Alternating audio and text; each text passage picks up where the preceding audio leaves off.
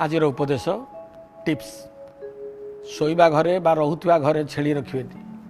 गाई गोरु रखिए छेली रखिए दारिद्रता बढ़ शोइबा घरे टीवी रखिए आपण जो शोचन विपरीत दिग पटे दर्पण रखिए आपण प्रतिबिंब ताधे पड़े आपण देह झड़वा संगे संगे रोग केत घर छाड़बनी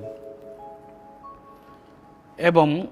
घर बाहरला बेलू घर पशिला बेलू जोता चप्पल दांड पटे फ्रंट रखिए जोता चप्पल देखिक गले जोताटा पादे रहे सब लोग आपन को पद तलर दास बोली कहे घर पशिला बेलू घर बाहरला बेलू छांचुणी आदि जिनिस रखिए छांचुणी आदि रे आपणकर मन शुद्ध हेनी मैला ही दिग प्रति जत्नवान हे प्रति अमावास्या अलंदू कौटी रहा मैला कौटी रहा या सफा करुवे घर हसुथब आपण हसुथे।